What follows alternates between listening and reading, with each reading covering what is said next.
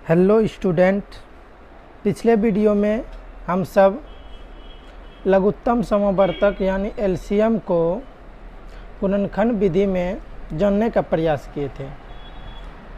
अगर वो वीडियो आप नहीं देखे हैं तो हमारे प्ले लिस्ट में जाके ज़रूर देखें। नेक्स्ट वीडियो लघुत्तम समवर्तक यानी लोसो का ही है, लेकिन वो भाग विधि से है। लघुत्तम समवर्तक दो विधि से बनाया जाता है। पहला विधि गुणनखंड विधि, दूसरा विधि भाग विधि। तो पहला विधि का तो बन चुका है, दूसरा विधि में आप सबका स्वागत है। तो दोस्तों, यहाँ भाग विधि में बनाने के लिए हमें सबसे पहले क्वेश्चन को उसी प्रकार उतार लेना है। 32, 48, 64। उसके बाद ये जो क्वेश्चन हुआ हमारा, ये भाग विधि से हुआ। तो भाग विधि बनाने के लिए एक नियम होता है जिसे हमें ज़रूर जानना चाहिए। भाग विधि बनाने के लिए सबसे पहले 2 से कटाना होता है, 2 के बाद 3 से कटाना होता है, 3 के बाद 5 से कटाना होता है, 5 के बाद 7 से कटाना होता है, 7 के बाद 11 से कटाना होता है। और इसी को अभाज्य संख्या भी कहा जाता है। अभाज्य संख्या आगे बहुत होता है, लेकिन सबसे पहले हमें यहाँ तक कोशिश करना चाहिए। उसके बाद सबसे पहले 2 से कटाने पर देखिए हमें क्या प्राप्त होता है। 2 से 32, 2 एक कम 2 एक बार में, 1 बचा 12, 2 से 12 6 बार में, कोमा 2 दूनी 4, 2 चौक 8, कोमा 2 तिया 6, 2 चौक 8। फिर हमें देखना आगे कि क्या ये सब भी 2 से कटेगा। अगर हाँ, फिर एक लकीर सीधी लाइन खींच देना है। उसके बाद फिर 2 से कटाना है। 2 से 16 8 बार में, 24 12 बार में, 32 16 बार में। उसके बाद दोस्तों फिर देखना है क्या ये भी 2 से कटेगा। अगर हाँ, तो फिर से एक लकीर खींच देना है। बहुत ही सरल तरीका से समझा रहे हैं आपको। फिर 2 से कटाना है। 2 से 8 4 बार में, 12 6 बार में, कोमा 16 8 बार में। फिर क्या 2 से कटेगा। अगर हाँ, तो फिर 2 से कटाना हमें। 2 से 4 2 बार में, 6 3 बार में, 8 4 बार में। क्या फिर 2 से कटेगा। तो दोस्तों 2 से कट जाएगा, लेकिन 3 नहीं कटेगा, 4 कट जाएगा। कटाने के लिए कम से कम हमें 2 अंकों की आवश्यकता होती है। 2 अंक अगर कट गया तो हमें कटाना है। अगर 2 अंक से कम कट रहा है तो नहीं कटाना है। तो 2 से 2 अंक कट रहा है।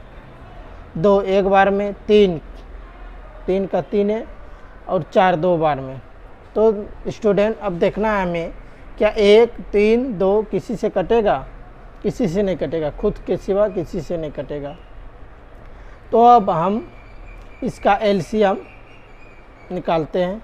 तो एलसीएम 32 48 64, 32 48 64 का एलसीएम, 32 48 64 का एलसीएम। दोस्तों पेन नहीं चल रहा है। 32 48 64 का एलसीएम यहाँ देखिए क्या है। 2 गुना 2 गुना 2 गुना 2 गुना 2 गुना 1 गुना 3 गुना 2 बराबर। तो हमें टोटल को गुना कर देना है। जितना आएगा वही हमारा एलसीएम हुआ।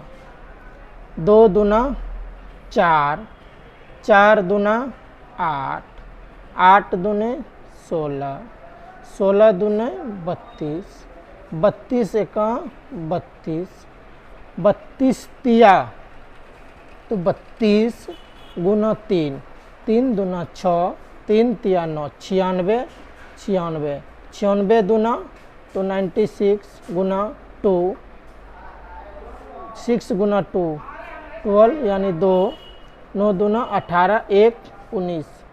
तो इसका आंसर हमें 192 आया। तो दोस्तों इसका एलसीएम 32, 48, 64 का एलसीएम 192 आया। तो 192 ये आया कि 192 ये तीनों से 192 कटेगा। ये सबसे छोटी से छोटी संख्या हुआ। इससे आगे संख्या हो सकता है, लेकिन इससे नीचे की कोई भी संख्या 32, 48 और 64 तीनों से नहीं कट सकता।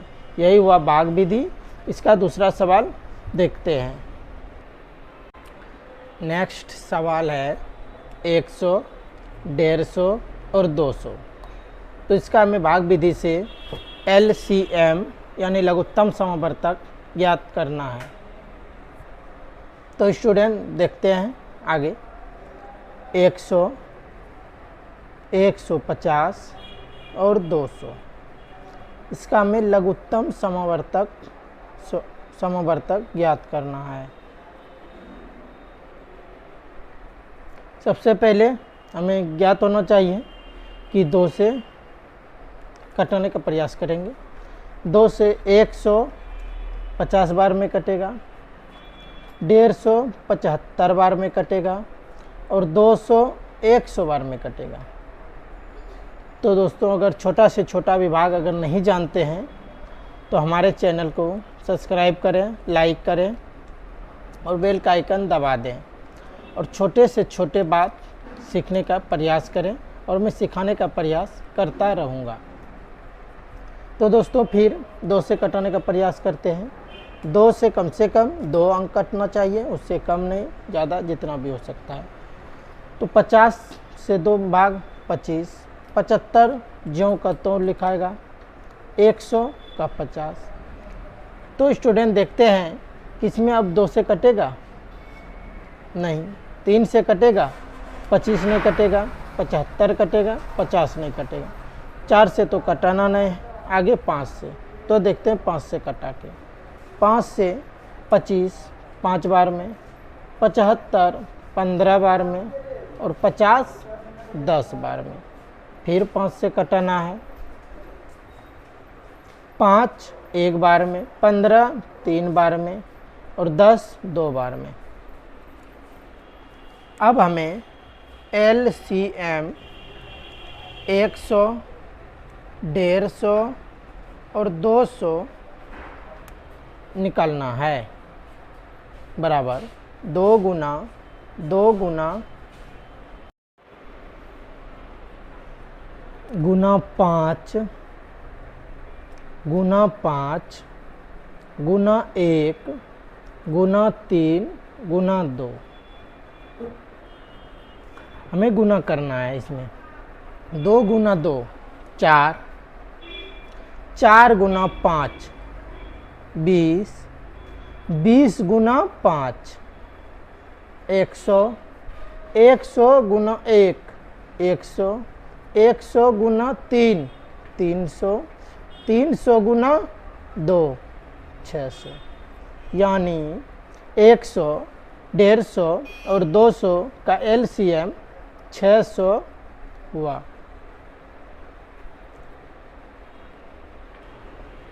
तो स्टूडेंट अगर ये क्वेश्चन इतना आसानी से समझाने के बाद अगर आपको समझ में आ गया तो इसके लिए हमारे चैनल को सब्सक्राइब करें और वीडियो को लाइक करें।